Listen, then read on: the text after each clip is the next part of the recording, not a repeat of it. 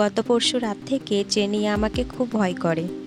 আমার সাথে কথা বলার সময় তার কথাগুলো যেন গলার ভিতরেই আটকে থাকে। গত 2 দিন আগে রাতে আমি যখন ঘুমিয়ে গিয়েছিলাম, ঠিক 30 মিনিট পর হঠাৎ আমার ঘুমটা ভেঙে যায়। তারপর দেখলাম ও বারান্দায় ফোনে কথা বলছে। জিজ্ঞাসা করাতে বলে আবিদ ফোন করেছে। আমি তার উপর ভীষণ রেগে গিয়েছিলাম। আজকাল মানুষের অনুভূতিগুলো নিয়ে খেলতে আমার ভিতরে অদ্ভুত ইচ্ছে কাজ করে। আমি জেনিয়াকে ডাকলাম। ও চুপ করে আমার সামনে এসে দাঁড়ায়। আমি ওকে বললাম, অস্বস্তি বোধ করছো কেন মেয়ে? আমি তোমার স্বামী। বিয়ের পর একজন স্ত্রীর কাছে তার স্বামীই সবচেয়ে আপন বন্ধু। এই বন্ধুর সাথে হেসে কথা বলতে হয় আর বিষণ্ণতাটা লুকিয়ে রাখতে হয়। তারপর ওর হাত ধরে আমার পাশে বসিয়ে বললাম, আসার সময় মেহেন্দি নিয়ে এসেছি, দেখি হাত দাও, তোমাকে মেহেন্দি দিয়ে দিই। যদিও আমি মেহেন্দি দিতে পারি না। আচ্ছা, আমি মেহেন্দি যেমনই দিয়ে দিই, যদি হাতটা বিচ্ছিরি দেখায় তাহলে কি মন খারাপ করবে? সে মাথা নাড়িয়ে বোঝায় না। আমি মেহেন্দির টিউবটা খুলে ওর হাতে এলোমেলো করে এঁকে দিচ্ছি। আমি একদম মেহেন্দি দিতে পারি না, আর ওই দৃশ্যটা চুপ করে তার চোখে এঁকে নিচ্ছে। আমি বললাম, সুন্দর হচ্ছে না? সে বলে, খুব সুন্দর। আমি ওর চোখে তাকালাম, তারপর একটু রাগ রাগ ভাব নিয়ে বললাম, মিথ্যে বলো কেন? এটাকে সুন্দর বলে? তুমি দেখছি সত্যটাই বলতে পারো না। খুব খারাপ জেনিয়া, খুব খারাপ। আর কখনো মিথ্যে বলবে না কেমন? আমার কথার কি প্রত্যুত্তর দিবে সে বুঝতে পারে না। আমি মেহেন্দি দিতে দিতেই বললাম, আমার কাছে কথাটা লুকিয়ে রেখেছো কেন বলো তো? সে বলে, কোন কথা?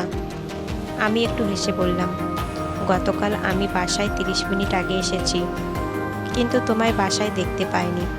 বাসায় তুমি আসার পর যখন তোমাকে জিজ্ঞেস করলাম, তখন তুমি বললে বান্ধবীর সাথে দেখা করতে গিয়েছিলে।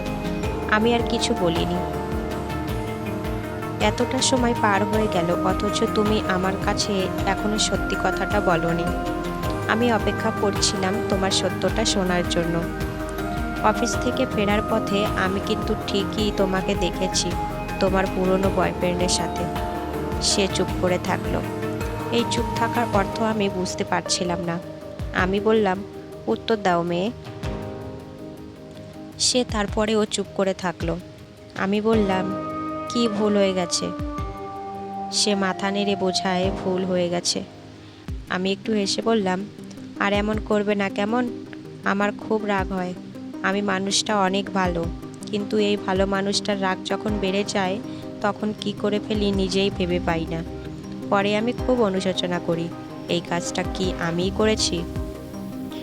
আমাকে এমন অনুশোচনায় ফেলবে না, ঠিক আছে? সে ভয় পেয়ে যায়। আমি বললাম, এই দেখো মেয়ে ভয় পেয়েছে।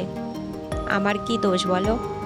আমি তো তোমার বয়ফ্রেন্ডকে একটা চাকরি দিয়েছিলাম, তোমাদের সম্পর্কের একটা নাম দিতে চেয়েছিলাম।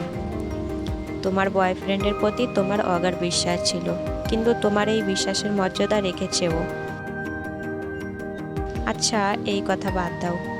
তোমার সাথে আমার বিয়ে হয়েছে 30 দিন হয়েছে আজ। এই 30 দিনে আমার প্রতি তোমার চোখে ভালোবাসাটা দেখতে পাইনি আমি। জানো, আমার খুব ইচ্ছে হয় তোমাকে নিয়ে বৃষ্টিতে ভিজতে, রাত্রে রূপালি চাঁদের আলো দেখতে, তোমাকে ভালোবাসতে। আমাকে তুমি না ভালোবাসো, শুধু তোমার ইচ্ছেগুলোকে একটা প্রাণ দিয়ে, কেমন? জেনিয়া চুপ করে রইল। আমি তার চোখের কোণে জল দেখেছি। সে জল হাত দিয়ে মুছে বললাম, এত নড়ছো কেন? মেহেন্দি দিচ্ছি তো। গাইস, এটা ছিল গল্পের প্রথম পার্ট। যদি তোমরা দ্বিতীয় পার্ট দেখতে চাও অবশ্যই কমেন্ট করে জানাবে। আর হ্যাঁ, ভিডিওটি ভালো লাগলে অবশ্যই লাইক কমেন্ট শেয়ার করতে একদমই ভুলবে না। আর হ্যাঁ, ভিডিওটি যদি ইউটিউব থেকে দেখে থাকো তাহলে অবশ্যই সাবস্ক্রাইব করে দেবে, আর যদি ফেসবুক থেকে দেখে থাকো তাহলে অবশ্যই ফলো করে দেবে।